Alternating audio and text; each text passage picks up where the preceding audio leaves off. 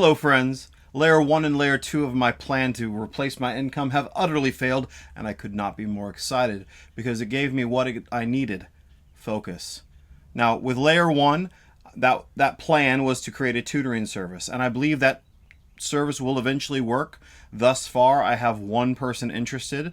One is a lot better than zero, but it's going to take a while. Layer 2, that was my money now scenario where I did manual labor and I made a little bit of money, where I did outsourcing, creating other people's videos, and I made a little bit of money. And I wondered about YouTube revenue, which I went from 2 cents to, for the month, I made about just over $16. $16 is better than 2 cents, but at the same time, not replacing my income and not worth my time. So this is not going to be a news station. Sorry for anybody who really liked what's going on, but it's not going to go on too much longer. Maybe once in a while. I like this though. I like the couch. I like being able to talk to you and kind of having this journal almost, and of my progress and just what's happening with me, not the world outside, because that doesn't affect us. The stock market is tanking right now. Trump is putting tariffs on everybody in the world, literally. All part of this great plan to reduce the national debt and reduce government spending so that inflation will stop. And maybe we'll have some anti-inflation or deflation, and our money will actually be worth more. So now, instead of having everything more expensive, things will be cheaper. We shall see. But also, it's just like my Layer 1, that's something that's going to take a long time, and there's going to be pain through the process. Just pain like we're seeing the stock market go down right now. And at the same time, nothing to worry about because it always goes back up. I mean, we've never done something like this. Flies. Just not in my hair like Pence. That's just bad omen, right? Anyways.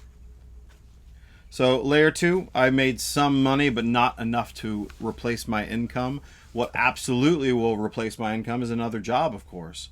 So I've applied for food stamps, which won't come in for another month, unfortunately. I think they're right on the day. They're like, this could take up to 30 days, aka this will take exactly 30 days. So not something I really need to wait for. I've applied for 2 jobs, one at a new Christian college and another at a local middle school. I've taught middle school before. It is very, very difficult. But at the same time, it could be part of my Layer 3 strategy. Because Layer 3, let me show you.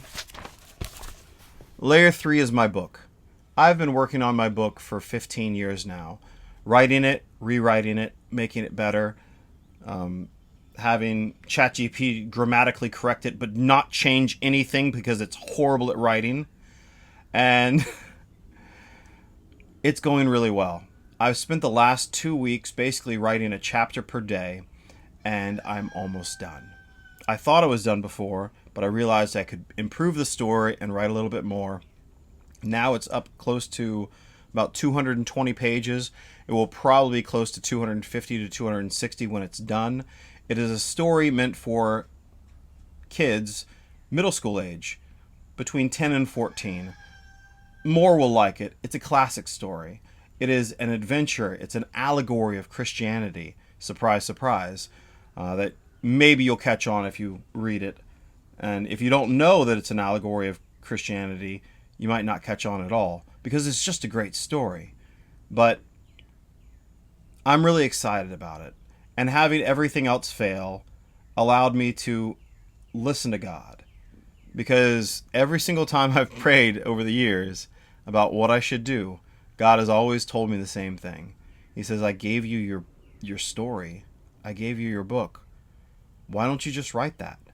And I have over the course, just on and off, but I haven't been faithful. I always get distracted. I always think that I can maybe do something else that would be more profitable for the now, like Layer 2 kind of thinking. Money now. And that comes before Layer 3, what God told me to do. Should have been layer 1. So I read through Mark chapter 4 verses 10 today, and I was reading about the dichotomy, the difference between what Jesus wanted from the disciples, what he wants for his kingdom, and what he told his disciples to do. And what the disciples wanted to do. The disciples were worrying about bread when Jesus had provided for the 5,000. The disciples were arguing about who is the greatest in the kingdom, and Jesus said, you know, the greatest is those who serve the least of these. And then they're trying to prevent the little children from coming to Jesus, and Jesus says, "Let the little children come. My kingdom is for such as these. Great is the faith of the children." If you're not here to grow up the next generation, and you're just here for yourself, really, what are you doing? It's all about them. If you're a father, if you're a teacher, if you're a mother, you know what I'm talking about. If you're a kid, hey, it's all for you. So I'm going to finish this book in probably the next week. And then I'm going to push out to beta readers, my first readers. Initially, I thought to push that out to adults. But now I realize that maybe it would be better to push it out to kids. So in the book, I'm going to include a link to where they can go to fill out a survey on what they think of the book. And also, I'm going to call every single person I know and see if they would gift the children in their lives a book, one of my books, so that they can read it, so they can experience it. One of the first readers of a new generation C.S. Lewis style, Tolkien style allegory that helps with family values, Christian morals, and understanding that sometimes there are monsters in life, and we should not let that stop us from doing what is right. All right. I hope you make it this far. I thank you for sharing the journey. I'm going to include a link in the bottom if you're interested in reading this book, and God bless you.